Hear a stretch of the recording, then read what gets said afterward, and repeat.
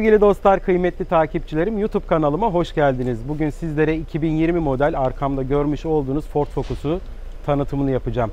Gelin bakalım bu harika alet bizlere neler sunuyor, nasıl özelliklere sahip. Hadi buyurun. Sevgili dostlar, 2020 model daha 3000 kilometredeki olan aracımız 1.5 Ti VCT Trend X paket. Aracımız 123 beygir, 150 Nm torka sahip. 12.4 saniyede de 0-100 hızlanması var. Aracımız arkadaşlar 3 silindirli, 6 ileri tork konvertörlü otomatik şanzımana sahip. Böyle güzel, yakışıklı Focus'un bence hakikaten bu sefer olmuş dedirtecek güzel bir aracı. Arkadaşlar aracımızın 511 litre bagaj hacmine sahip ve 52 litrede depo kapasitesi bulunmakta. Aracımız 1340 kilogram ağırlığa sahip arkadaşlar. Benzinli Euro 6.2 yakıt sistemi bulunmakta. Şehir içi 9 litre, şehir dışı 5 litre, karmada 6.5-7 litreleri yakan bir araç. 194 kilometre son hıza sahip aracımız. 150 Nm'de de 123 beygir bizlere güç üretiyor. Arkadaşlar 1.5 Ti yani 3 silindirli ikiz egzantrik zamanlamasına sahip, üstünde 123 beygirlik motoru var demiştik. Gelin şimdi şuradan çizgilerine doğru bakalım aracımızın. Gördüğünüz gibi kaportada arkadaşlar rüzgarı alıp arka tarafa doğru iletmesi için güzel böyle kaportamızda 3 boyutlu oyunlar oynanmış. Gördüğünüz üzere burada böyle aynı şekilde buradan başlayıp aynaya doğru giden ve aynanın üstünden arka çamurluğa doğru şu izi görüyorsunuz. Arka kapının üstünden harika bir hava akışı sağlamışlar aracımızda. Şimdi Focus'ların dostlar bildiğiniz üzere en güzel özelliği yol tutuşudur. Bu arabanın ilk çıktığı kasasından beri yol tutuşu her zaman harika bir araçtı. Şimdi baktığımızda farlarının ve sis lambalarının konumlandırılmasının gayet güzel olduğunu görüyoruz. Tabi bu titanyum paketli arkadaşlar. Bi-xenon far ve önde far park sensörleri, far yıkaması bulunmakta. Hatta şöyle ön tarafta görüyorsunuz plakanın altında normalde front assist dediğimiz özellikler olsaydı bu aracımızda bulunmamakta şu an. Bunlar olsaydı sensörlerin bulunduğu yer burası olacaktı. Şöyle lastik jantını göstermek istiyorum. Arkadaşlar 205-60-16 Michelin lastik bulunmakta aracımızda. 5 pijonlu güzel bir jant ekipmanı bulunmakta. Primacy 4 lastik kullanmışlar. Arkalar disk fren. Gördüğünüz gibi gayet büyük arka disk fren bulunmakta aracımızda. Şöyle baktığımda yalıtımla alakalı arka tarafta içeride keçe kullanılmış olması yol sesini azaltmaya gayet güzel bir özellik. Arka tarafına doğru baktığımızda tamponda park sensörleri bulunmakta. Hatta şöyle iki tanesi gördüğünüz üzere tamponda görünürken şöyle arka reflektörlere de konumlandırılmış olanları da var. Şöyle gördüğünüz üzere. Focus yazısı zaten klasik ortaya konumlandırılmış ve hemen onun üstünde bagaj kapağında bulunan 3. stop lambasını görüyoruz. Karartılmış arka camları bulunmakta. Hatta bunda ön camları da film uygulandı. Köpek balığı sırtı antenimiz var arkadaşlar. Şöyle bagajı az önce söylediğimiz gibi 511 litre demiştik. Baktığımızda hakikaten kocaman han gibi bir bagajı bulunmakta. Şöyle istetmesine doğru bakalım. Küçük boy istetmesi mevcut. Kaplaması gayet güzel. Hoş. Gördüğünüz gibi pistonlu kullanılmış. Bagaj açma kapağı kullanılmış. Tabii ben yine işte her zamanki gibi sevmediğim bir özellik. Gördüğünüz üzere bagajın ayakları buraya doğru girmekte. Tabii eşya zaten çok koyamıyoruz buralara ama yine de etkiliyor. Şurada şöyle gördüğünüz gibi şurası kaplamalı olsaymış daha güzel olurmuş.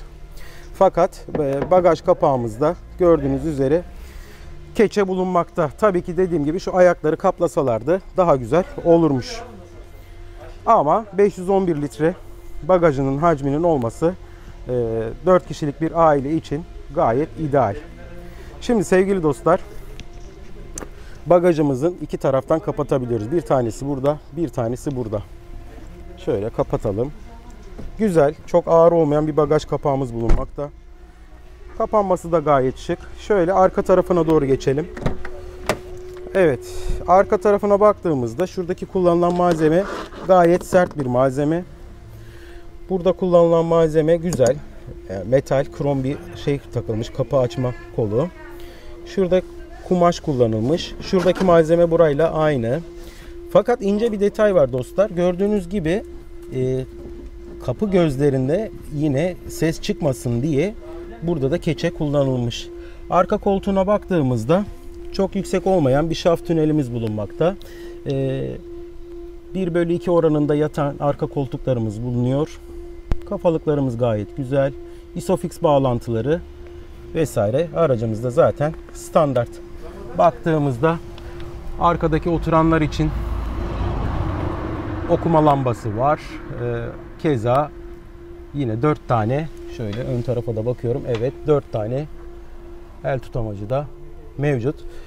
Arka koltuklarda şuradaki kullanılan malzeme süngerden dolayı güzel yapılmış. Niye? Arka koltuk mesafesini, oturanların mesafesini korumak için. Herhangi bir difüzör bulunmamakta arka tarafta, fakat 12 volt çıkış var. Arka koltuklarda saklama gözü bulunmamakta. Şöyle kapısına doğru bakıyorum. Çocuk kilidi var mı? Çocuk kilidi, evet arkadaşlar, çocuk kilidi de Focus'ta arka kapılarda kilit mekanizmasının içine yerleştirilmiş. Şimdi ön tarafa doğru geçelim sevgili dostlar. Şurada piyano bilek kaplamanın olması gayet güzel. Biliyorsunuz bazı araçlarda burada boya atması oluyor. Siyaha boyadıkları için. Fakat bu piyano bilek kaplama güzel olmuş. Baktığımızda aynamızda kör nokta uyarı sistemi yok. Herhangi bir ayrılmış yer de yok. Mercek farkıyla ilgili. Anahtarımız, hemen şöyle göstermek istiyorum. Klasik standart anahtar.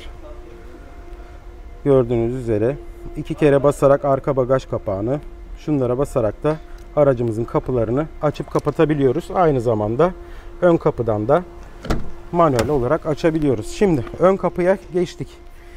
Burada yine benim her zamanki hasta olduğum ve her videomda söylediğim bir olaya değinmek istiyorum yine. Focus hakikaten bu işte sınıf atlamış diyordum. Bu sefer olmuş diyordum. Gördüğünüz üzere burada çok güzel bir yalıtım malzemesi kullanmışlar. Bu fitil dostlar, inanın sesi o kadar çok kesiyor ki. Yani yandan gelen sesleri, keza alt kapının altında da fitile yer vermişler. Yani izolasyona bu sefer Focus'ta büyük ağırlık verilmiş. Şimdi buradaki malzemeye baktığımızda arkadaki malzemeden daha yumuşak, daha güzel bir yapısının olduğunu söyleyebilirim. Burada plastik bir malzeme kullanılmış. Yine metal, krom görünümlü kapı açma kolları mevcut. Şurada gördüğümüz üzere aynaların ayarları ve 4 cam otomatiği mevcut.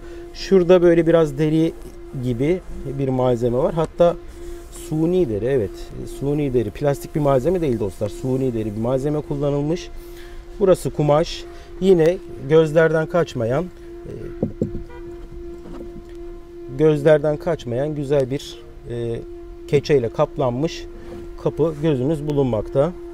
Şöyle baktığımızda koltuk ayarlarına, bel ayarı buradan yapılıyor. Daha doğrusu sırt ayarı buradan yapılıyor. Şuradan da şöyle bel ayarı yapılıyor dostlar. Tabi videoda belli oluyor mu bilmiyorum. Bel ayarımız yapılıyor. Şimdi aracımızın şöyle içine doğru bir geçelim. İçinin özelliklerinden bahsedelim. Bismillahirrahmanirrahim. Evet, Trend X paket demiştik aracımıza. Şöyle baktığımızda aynalarımız kendiliğinden kararmıyor. Ondan sonra otomatik yanan far sensörümüz bulunmakta. Gördüğünüz üzere şuradaki tuşlarla ayarlanıyor. Ondan sonra reosta ayarı. Orada ön arka sis farları buradan yanıp kapanıyor. Şuradan da far yükseklik ayarını yapabiliyorsunuz. Direksiyonu gayet güzel görünüyor arkadaşlar. Hız sabitleyici, sınırlayıcı vesaire özelliklerini gördüğümüz tuşlardan ayarlayabiliyoruz. Multimedya, telefon görüşmelerini gördüğümüz sağdaki tuşlardan ayarlıyoruz. Baktığımızda şöyle silecek kollarına doğru baktığımda yağmur sensörü aracımızda mevcut değil. Bilginiz olsun. Şöyle hemen kontağını da bir açıp sizlere göstermek istiyorum.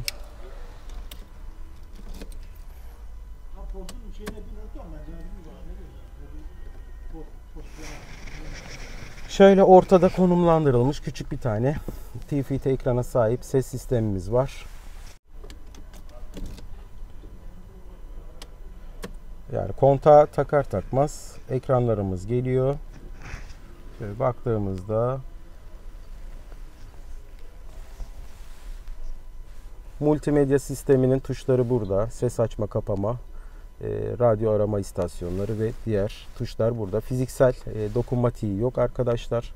Fiziksel tuşlara sahip. Klima ünitesi burada. Manuel bir klimaya sahip aracımız ama derli toplu görünüyor. Gayet güzel. Hani öyle kaba taslak bir şey değil. En azından mesela şurada fonksiyon ayarlarını dokunmatik yapmış olmaları güzel olmuş. Şöyle baktığımızda vites şanzıman sistemi, 6 ileri tork konvertörlü demiştik. Patinaj kontrol sistemi ve aracın işte kar, yağmur, çamur ayarlarının, yani kullanım koşullarına göre ayarlarının yapıldığı tuşu burada. Aracımızda arkadaşlar elektrikli park freni ve hill holder bulunmakta ki onlar da burada gördüğünüz üzere.